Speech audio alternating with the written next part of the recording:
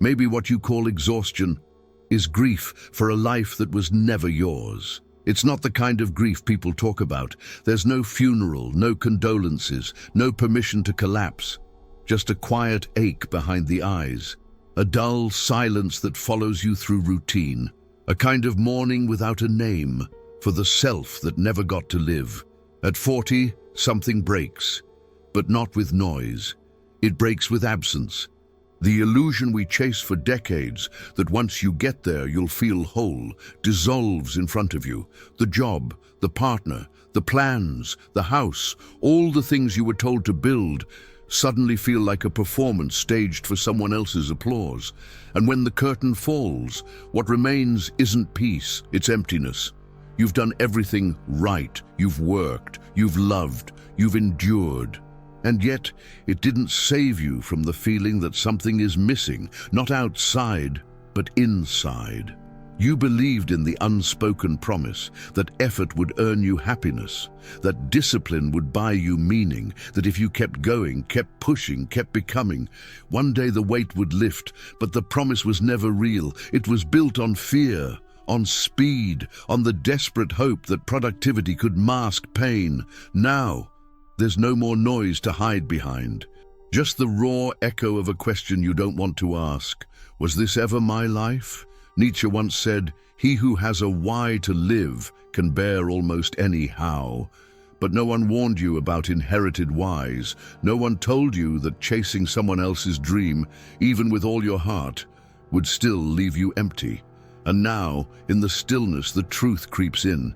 Maybe it wasn't your dream. Maybe it was your survival.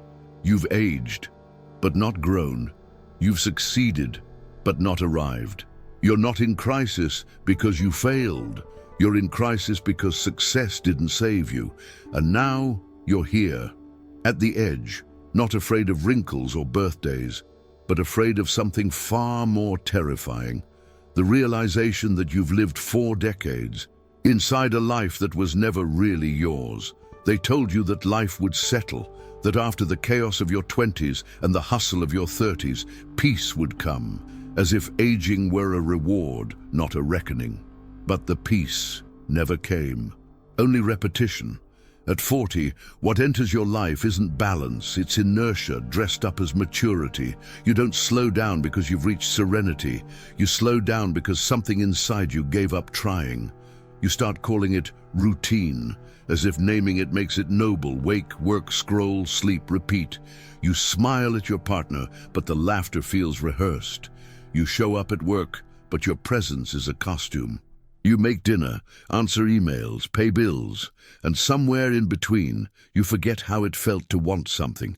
Your mind starts choosing predictability over curiosity, not because it's wise, but because novelty now feels like a threat. You stop asking questions. You stop changing the route home. You stop wondering what else you could have been.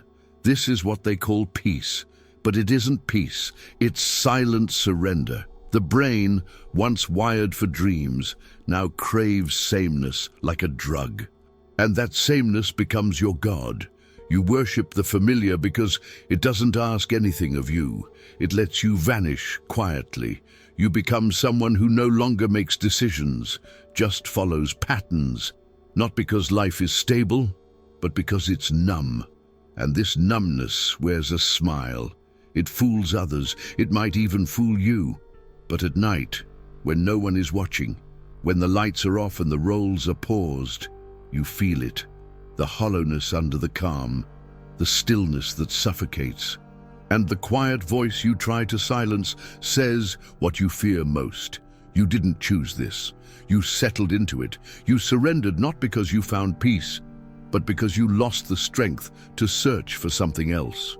There's a specific kind of silence that arrives at 40, not the calm kind, the unraveling kind. It happens slowly. One day, the face in the mirror doesn't reassure you. The name you built, the image you polished, the identity you fought to maintain, no longer comforts you. It feels distant, performed, because for most of your life you were acting. You followed scripts written by fear, family, society. You chose careers not from calling, but from caution. You stayed in relationships not from love, but from dependency. You believed in things because belief felt safer than questioning. And now, the mask slips, and there's no applause, no audience, just you, and the growing dread that you've never actually met yourself. Not truly. You begin to realize that the you who answered emails at midnight wasn't you. The you who laughed at jokes that made you feel small wasn't you. The you who tolerated, endured, pleased was a shadow built to survive. And now that the shadow is tired, the truth surfaces. You were never really you. You were a version shaped by expectations, a collage of other people's dreams, a carefully assembled persona that forgot it was temporary. And this collapse isn't dramatic. It doesn't scream. It sighs. You don't rebel, you don't fight. You simply sit down one evening in a room you no longer recognize and feel the weight of a life that looked full, but was never truly yours. This is not a crisis of rebellion. It's a crisis of recognition. You see the truth. You just don't know what to do with it. Because if you're not who you thought you were, then who have you been? And worse, who are you now, with all the noise stripped away? The hunger to become someone doesn't end when you finally arrive. It just mutates. In your 20s, you chase identity. In your 30s, you chase validation. But by 40, the chase becomes something darker, a desperate need to maintain what you've built no matter the cost. It's no longer about who you want to be. It's about who you're afraid to stop being. Every decision begins to orbit around preservation of the title, the lifestyle, the version of you others now expect. But behind the curtain of control, something begins to rot. You don't dream, you calculate, you don't explore, you secure. You become a curator of the status quo. And the most dangerous part, you start to call this caution wisdom. But it's not wisdom, it's fear. Sophisticated fear. The same fear that made you overachieve now makes you overprotect. The performance doesn't stop, it deepens. You rest and feel guilty. You pause and feel behind.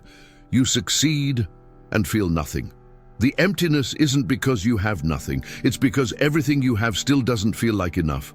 There's a voice buried deep that whispers, if you stop producing, you'll disappear.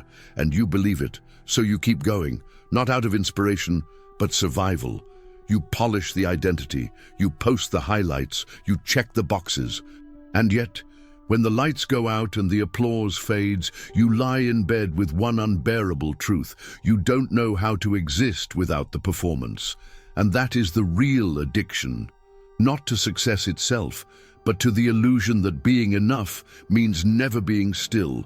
By 40, most of us have mastered the art of functioning. We appear stable, we speak clearly, we work hard, we know how to play the part.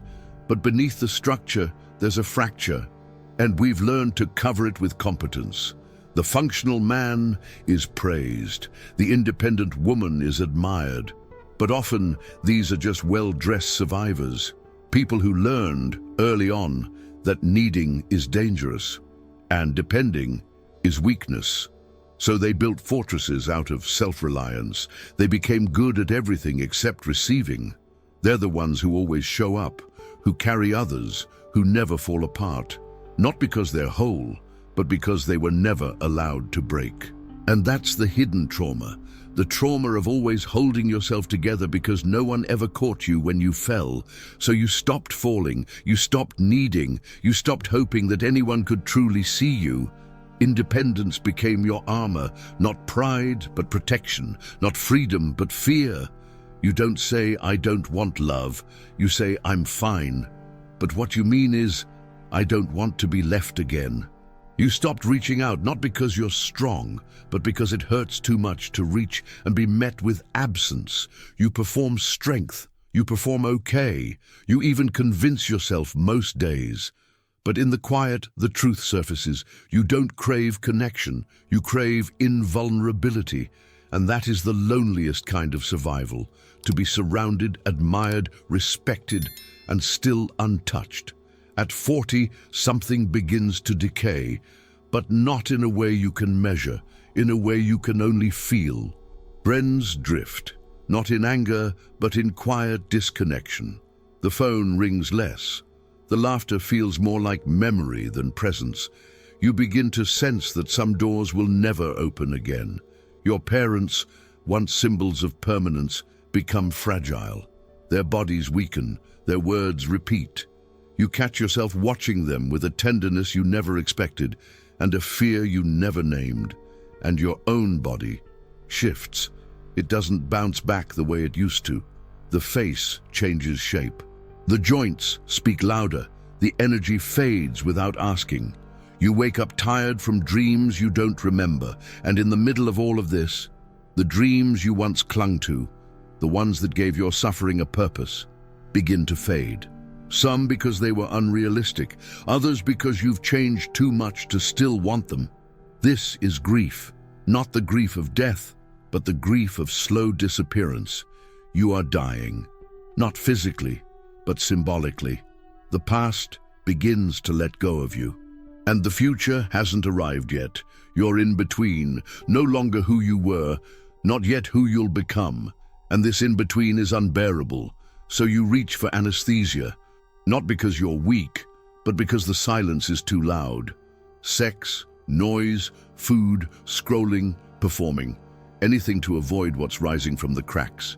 This is functional despair. The kind that wears clean clothes and smiles politely. The kind that goes to work, pays bills, answers texts, and dies slowly behind the eyes. No one prepared you for this, because this grief has no ceremony, no name, no condolences, but it is real, and it is sacred, because from this death, something new can begin, if you don't numb it away. Did you enjoy the content and it made a difference for you? Click on Super Thanks and support our work. Imagine this. You walk into a quiet room and find your 20-year-old self sitting there, unaware of what's to come. They look at you, eyes still untouched by fatigue, still burning with vague hope. What would you say? Most people think this is a comforting scene, but it isn't. It's a confrontation. Because the real question isn't what advice you'd give, it's what truths you've been avoiding. There are parts of you that didn't survive the journey, not because they were wrong, but because they didn't fit the image of who you needed to become to be accepted, loved, safe. Parts you silenced to be taken seriously, parts you buried to appear strong, parts you mocked just to feel in control of what scared you. And now, standing there in front of that younger version of yourself, you realize the deepest betrayal wasn't to others. It was to the self you abandoned to survive. What did you stop believing in?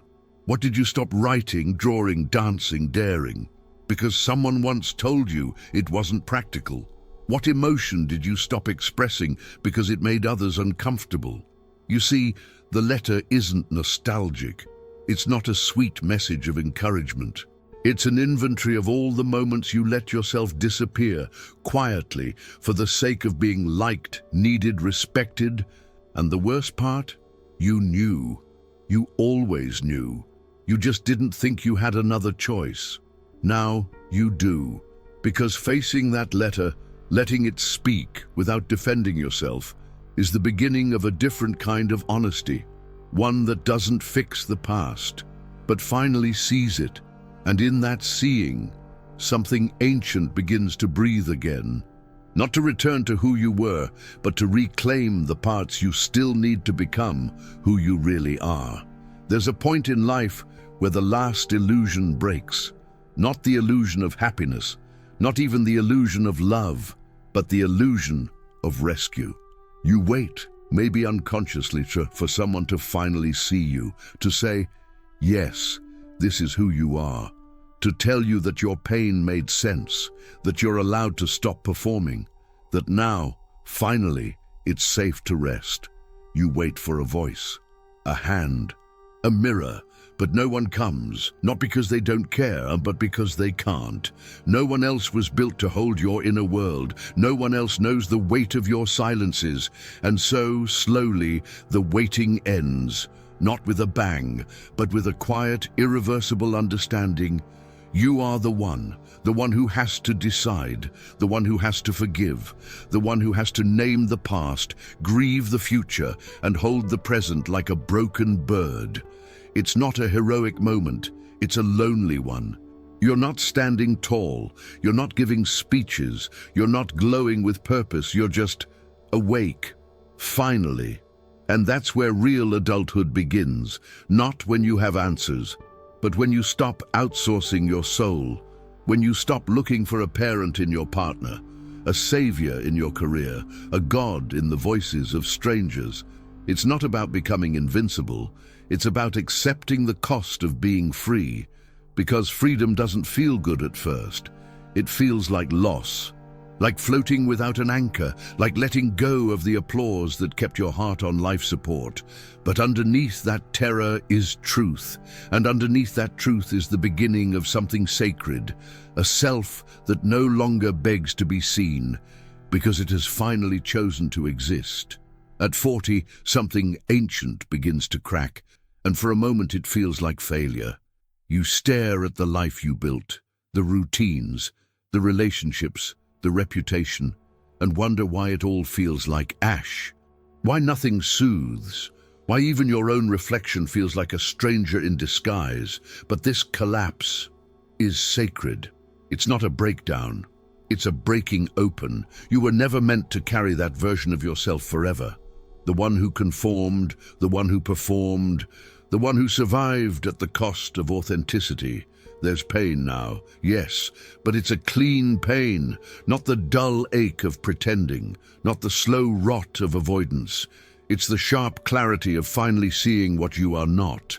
Schopenhauer once said that life swings like a pendulum between pain and boredom. But maybe that's not the curse, maybe that's the key. Because once you stop running from either, once you stop demanding life be comfortable, something else appears. Clarity, not comfort. Not joy, but the raw, beautiful clarity that comes from no longer needing to lie to yourself. You realize that most of what you called personality was armor. Most of what you called purpose was compliance. And most of what you called happiness was distraction. But now, in the aftermath of collapse, you have something rare. You have space to listen, to rebuild, not in grand gestures, but in silent acts of return, not to who you were, but to who's been waiting. It's not about changing everything, it's about letting go of everything you never truly were. And in that space, rebirth begins, not loudly, not instantly, but quietly, like breath after drowning. And maybe for the first time, you realize you're not lost, you're just finally waking up.